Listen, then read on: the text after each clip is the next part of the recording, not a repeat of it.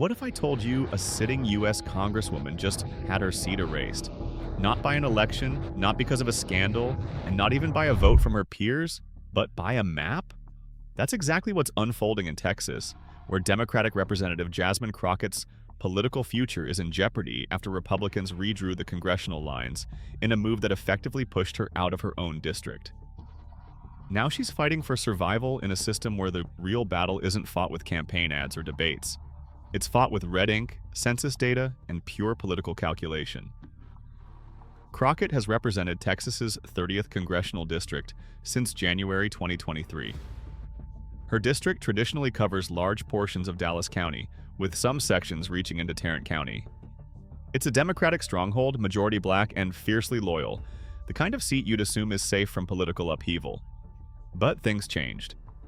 In a proposed new congressional map introduced by Texas Republicans, Crockett's residence is no longer in District 30. Instead, she was drawn into District 33, a neighboring seat already held by another Democrat, Mark Vesey. Technically, the 30th district still exists, but Crockett's home is no longer inside its borders. This move isn't new in politics. It's a classic tactic known as double bunking, placing two sitting representatives into a single district so that one must lose. Crockett publicly stated that she's prepared to compete wherever the lines are drawn, but the implications are clear. Republicans have redrawn the map in a way that forces a reckoning between two Democrats, while giving themselves a strategic advantage without flipping a single voter. To understand just how powerful and destructive this tactic can be, it's important to understand redistricting. Every 10 years, the U.S. conducts a census to count the population. Legally, redistricting is allowed as long as states follow certain guidelines. They can't racially discriminate, violate the Voting Rights Act, or ignore basic mapping principles like contiguity. But even these rules are often bent to the limit. In fact, the U.S. Supreme Court has made it clear, particularly in the 2006 case Lulac v. Perry, that states are permitted to redraw their districts more than once within a decade. The court ruled that as long as redistricting happens at least once every 10 years, nothing stops legislatures from shifting lines more frequently to suit political aims. That ruling set the stage for exactly what's happening in Texas right now. This is not the first time Texas has played this game. In 2003, Republicans led by then-Representative Tom DeLay pushed for a mid-decade redrawing of maps, a bold, controversial move that led Texas Democrats to flee the state in an attempt to deny a quorum and block the vote. Nearly 2 decades later, history is repeating itself. Democratic lawmakers once again walked out and left the state to halt the latest Republican redistricting effort. Texas Governor Greg Abbott called for their arrest and accused them of trying to stop democracy in its tracks.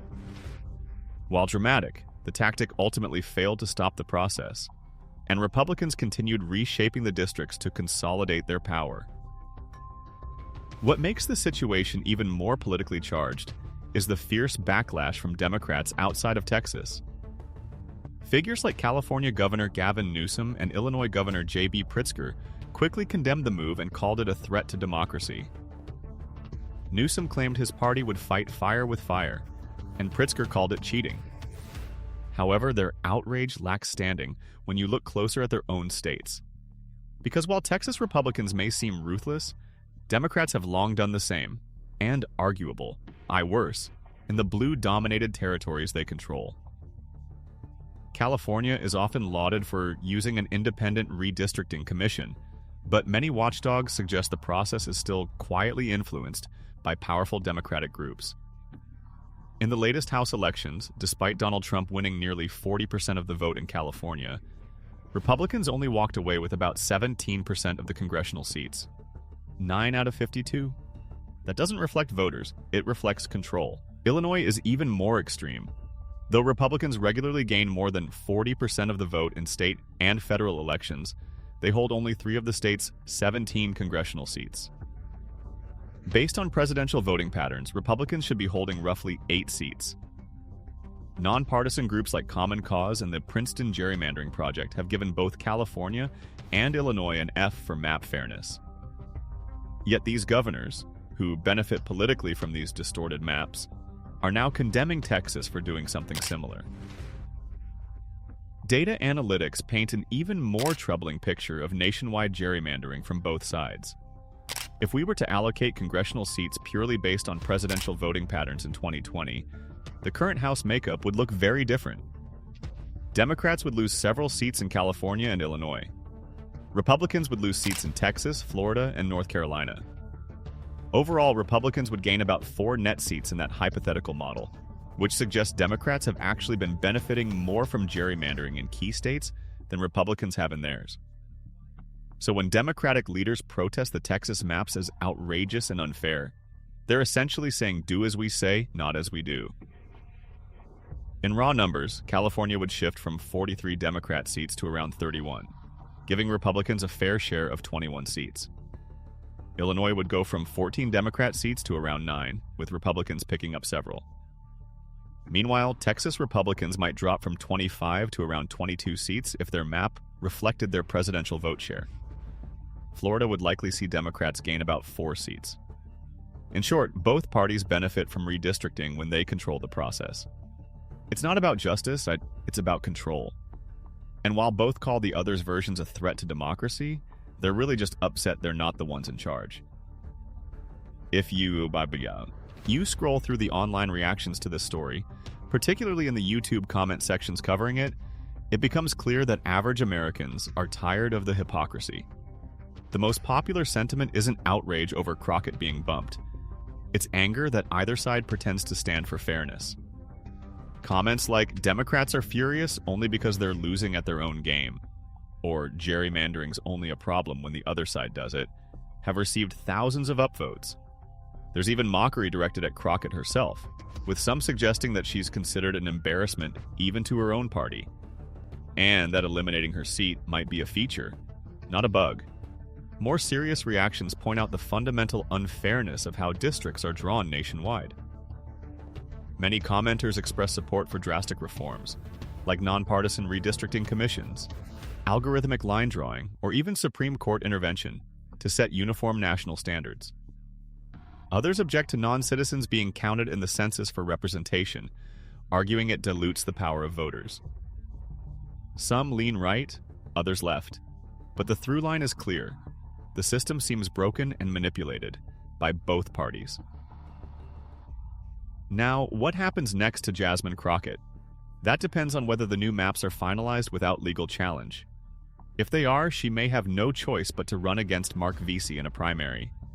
It will become a battle between 2 well-known Democrats who have represented overlapping communities.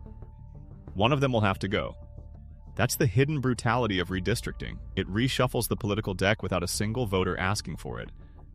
And if Crockett decides not to run, or loses, Republicans effectively eliminate another Democrat from the House without flipping a voter or changing a district's political balance, all by shifting lines on a map.